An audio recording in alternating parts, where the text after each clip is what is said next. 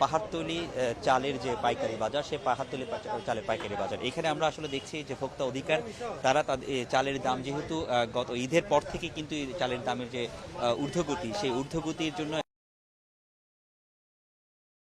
আছে ভোক্তা অধিকার।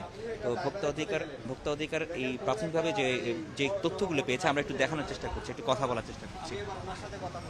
আপনারা নিশ্চিত তো এই চালটা কিন্তু চিনি গুঁড়া না? আমি কিন্তু আপনাদের কাছে প্রমাণ করে দিলাম।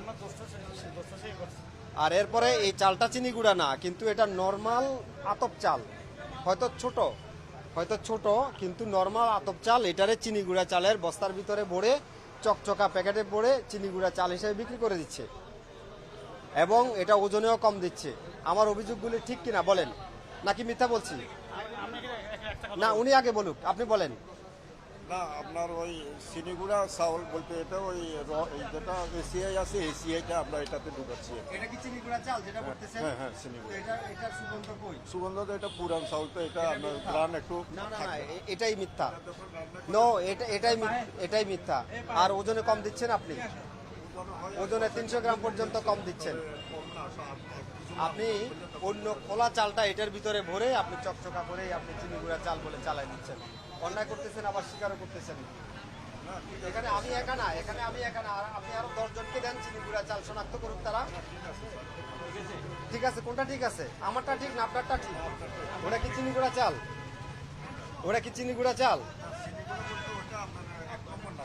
এক নম্বর না, 2 নম্বর চিনি গুঁড়া, মানে আতপ চাল। এটারে আতপ চাল যখন আপনি ওই চিনি গুঁড়া হিসেবে দিয়ে দিচ্ছেন, তো এটা 2 নম্বর চিনি গুঁড়া হয়ে যাচ্ছে। তার মানে এটা নরমাল আতপ চাল।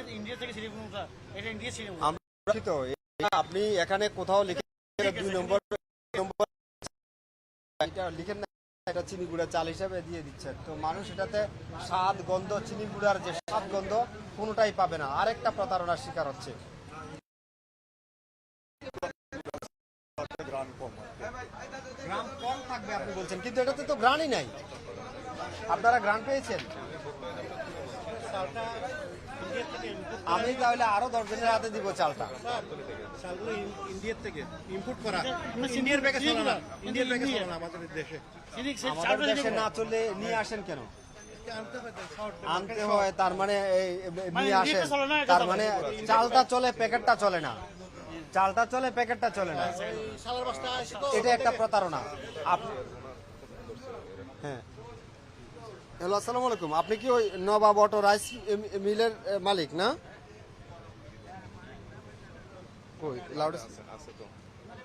ওই আমরা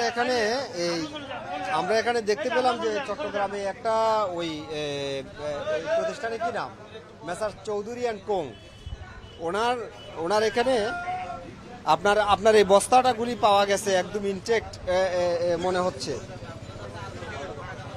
জি জি জি, তা আপনি তো ওনার কাছে চাল বিক্রি করেননি মনে হয়, যে নবাব।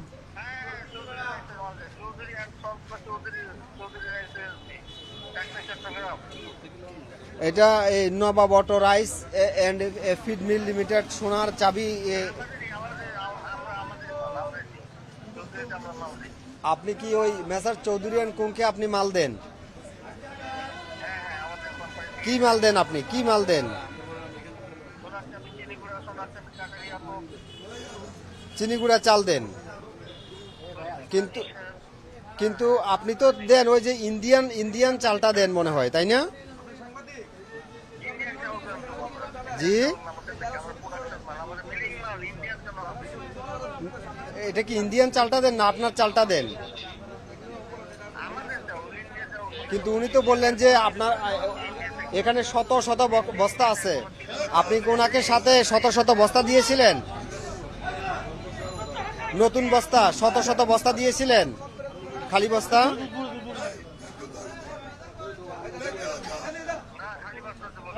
খালি বস্তা দেননি?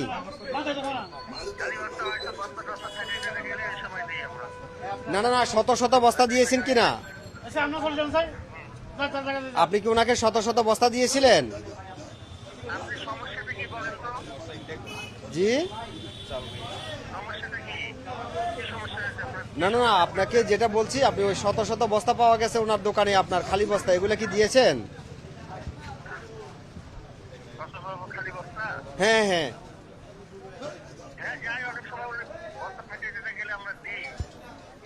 আপনি দেন, কিন্তু দিয়েছেন কিনা আমি প্রশ্ন করেছি সেটা। আমি তো আপনাকে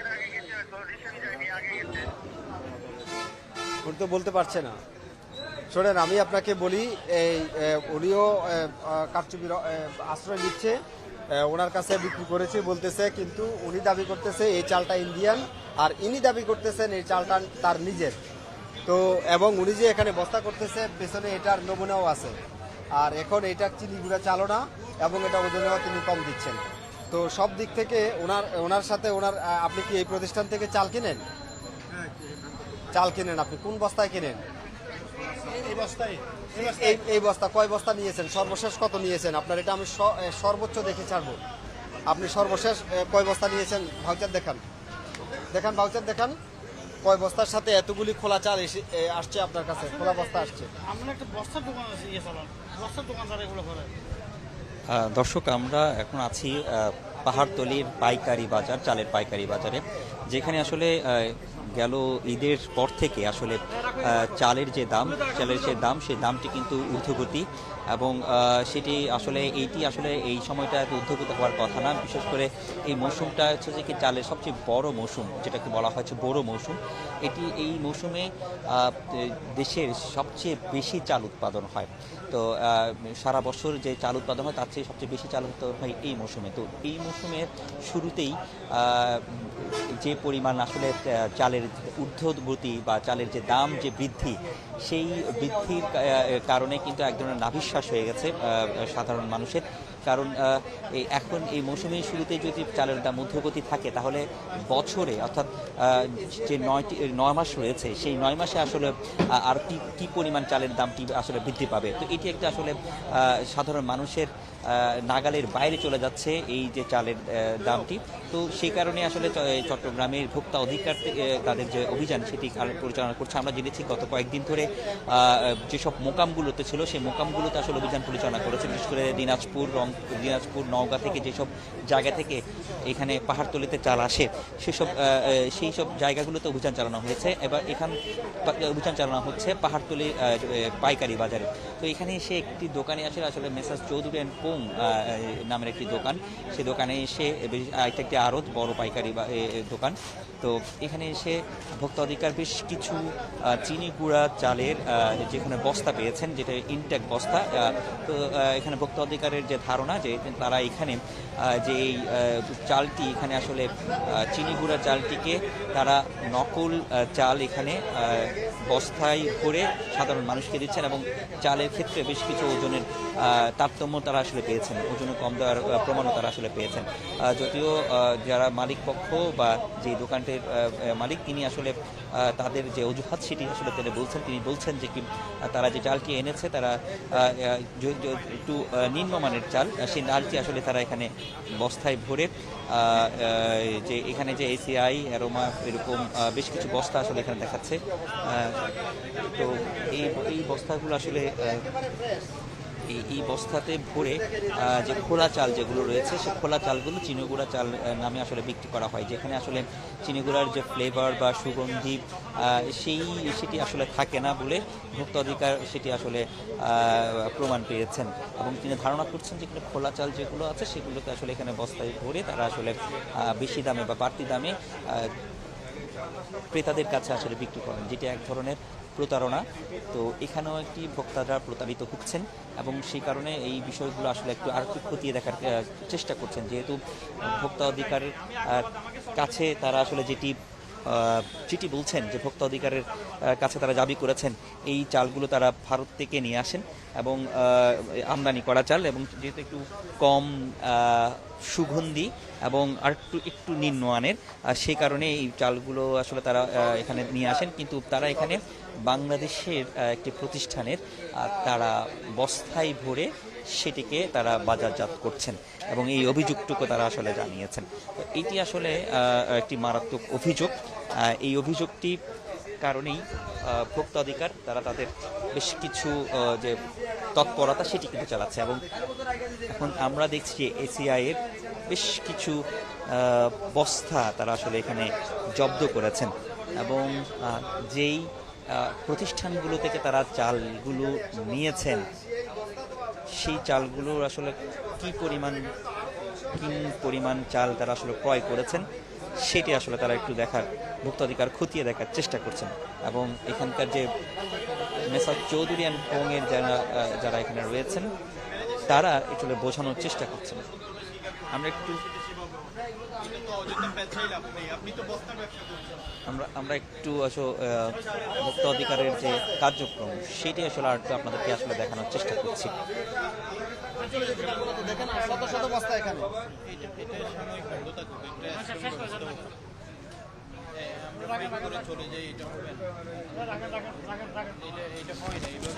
এই শোনেন, আপনি যে এভাবে এই এসিআই এর বস্তায় এই ব্র্যান্ডের বস্তায় যে চাল ভরে বিক্রি করতেছেন, এটা অপরাধ হচ্ছে। আপনি এটা বুঝতে পারছেন অন্যায় হচ্ছে কিনা? আপনি হয়তো এসিআই থেকে নিয়ে আসছেন, আমাকে ভাউচার দেখিয়েছেন, হয়তো 100, 200, 300 বস্তা নিয়ে আসছেন, কিন্তু আরো 600 বস্তা চাল আপনি এসিআই এর নাম করে আপনি এসিআই এর বস্তায় ভরে বিক্রি করছেন। অরিজিনালটার সাথে আপনি নকল চাল এই এসিআই এর বস্তার ভিতরে করে দিয়ে দিচ্ছেন। এটা অন্যায় হচ্ছে, করতেছেন কিনা বলেন? আপনার ওখানে এই চাল প্যাকেট করার বা করার প্রক্রিয়াজাত করার কিন্তু জায়গা আছে, আমরা দেখেছি। এটা অন্যায় হচ্ছে, মানুষের সাথে প্রতারণা হচ্ছে। করছেন কিনা এটা আর করবেন? এটা আর করবেন? কেন করছেন আপনি? কেন করছেন? ভুল হয়ে গেছে। একটা বিষয়, আপনার এসিআই একটা ব্র্যান্ড, মানুষ তো এটা বিশ্বাসের উপরে কিনে নিয়ে যায় যে আমি একটু ব্র্যান্ডের টাকা নেব, খোলাটা নেব না, খারাপটা নেব না, ব্র্যান্ডেরটা নেব, টাকা বেশি দিয়ে নেব, এবং সেই সুযোগটাই আপনি খাটাচ্ছেন এই জায়গাটায়। এটা ঠিক হচ্ছে? আর করবেন এটা? ওজনে কম দিচ্ছেন কেন? আমি আপনাকে সতর্কতামূলক 1 লক্ষ টাকা অর্থদণ্ড করলাম আজকে, একদম সতর্কতামূলক। না, প্রফিটের জন্য না, প্রফিটের জন্য না, এটা আজকে সতর্কতামূলক জরিমানা করলাম। জরিমানা যেটা করছি সেটা আপনি করে লাভ নাই, আর ভবিষ্যতে আর এটা যেন না হয়। আমরা অনুরোধ করেছি আপনাদেরকে, বারবার অনুরোধ করেছি। বিজনেস তো আপনি আজীবনই করতেছেন, আরো করবেন। এটা তো গতকালকে প্রতিষ্ঠান না, এটা বছরের প্রতিষ্ঠান। এটা না, জরিমানা করেছি এটা।